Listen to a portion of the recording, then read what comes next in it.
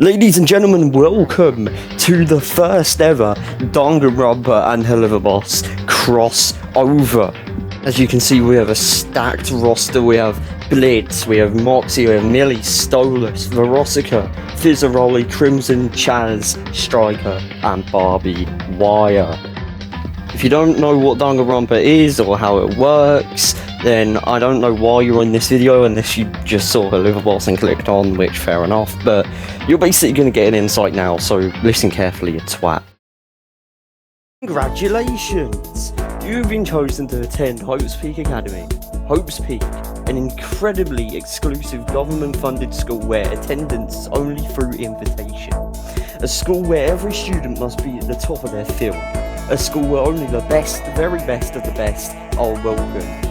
For a better and brighter future, we hope you have a wonderful school life. Everyone wakes up seated at desks in a dim classroom. It's empty except for a blank chalkboard at the front of the room. There's metal bars built into the windows and metal plates welded to the walls. Everybody is woozy and lightheaded, and they can't seem to remember where they are or how they got there. Well, they all decided to introduce themselves to each other. I mean, they're classmates, right? Cue the menu theme!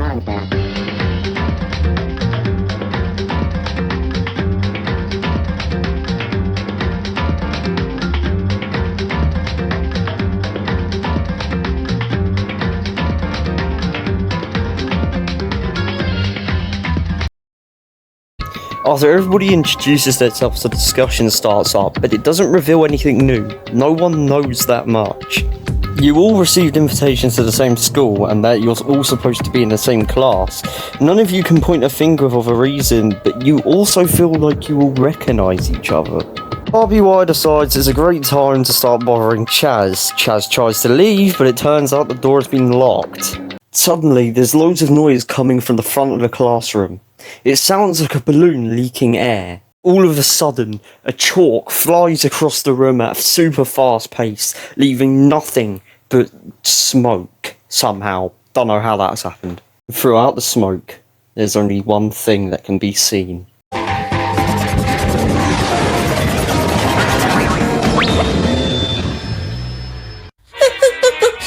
Hello, my beautiful students. I'm so very happy to see you all looking happy and healthy. You really all are so wonderful. I'm sorry for being so spacey. It's just, I want to remember you all. I'm going to burn all your names and faces in my memory. That way, I'll never forget any of you. Since you ain't gonna be here for long. Everybody looks confused, but there's no time to start to discuss it as the white and black bear starts talking again. Anyway, kids, the name's Monokuma. I'm your headmaster and you will respect me. I know you're all used to doing whatever you want, not listen to authority, putting graffiti on the walls, and kissing girls and all that other bad stuff. You know, you're not going to get away with it. And yet out with me. I believe in discipline. If you don't follow the rules, you'll get punished. It's hard to grow up, class, but it's time to grow up. And I know you can do it. But you know, if you want to grow up, you gotta graduate. And if you want to graduate, you gotta kill. You've gotta kill your fear. You can't hesitate.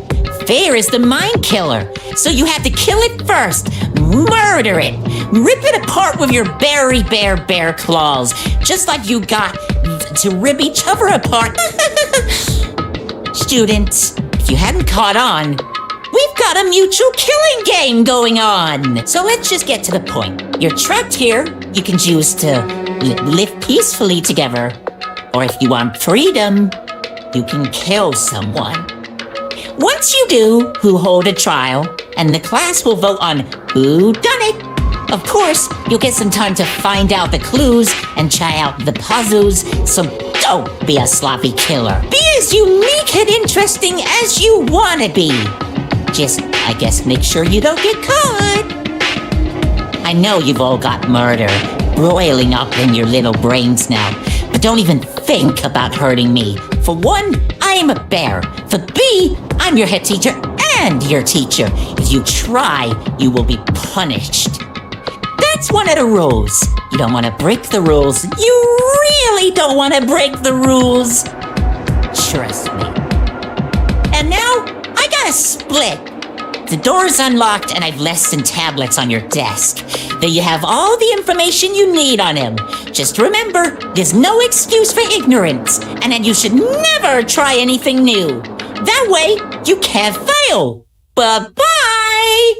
After he left, everybody picked up their tablets and were greeted by the rules. Rule number 1. Students may only reside within the school. Leaving campus is unacceptable. Night time is around 10 PM to 7 AM. Sleeping anywhere outside of your dorm will result into you being punished, as it counts as sleeping in class. You're allowed to explore Hope's Peak as much as you please, with a few restrictions for your safety. Also, at night time, you need to be in your dorm. When active, everyone must attend the class trial. First, you'll get a warning and dragged to the class trial. Secondly, you'll be punished.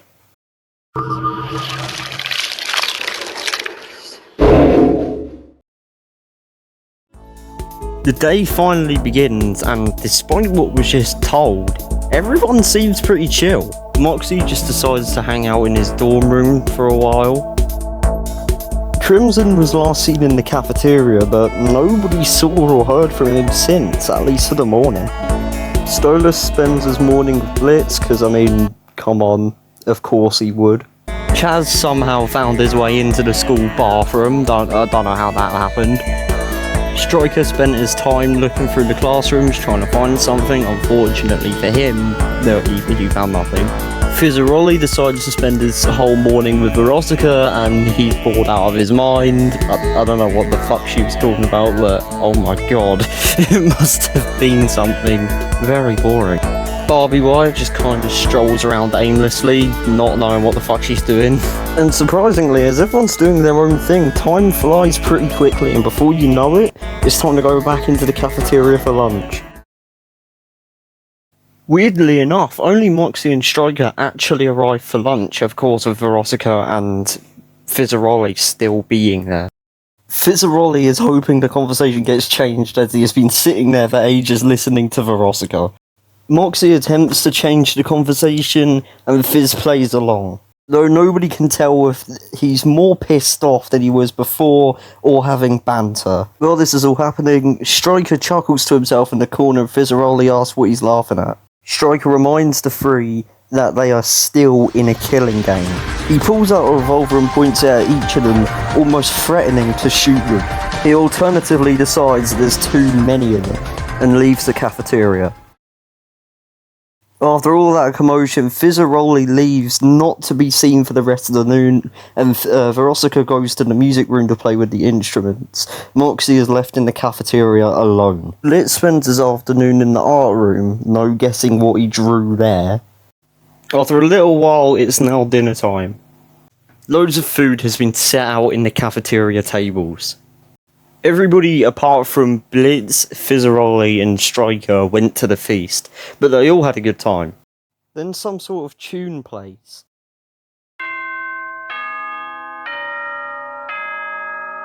This is a school announcement. It is now 10 p.m.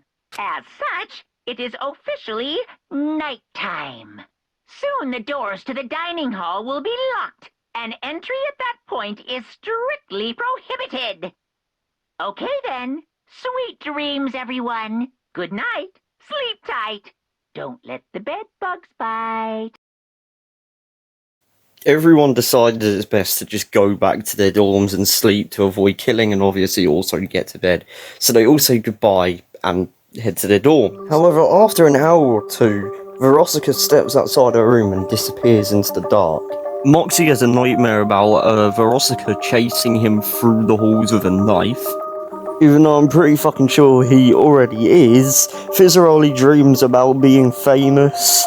Yeah, fair enough, I guess. I don't know. Apart from that, everybody else just kind of falls asleep and doesn't dream, or just doesn't fall asleep at all.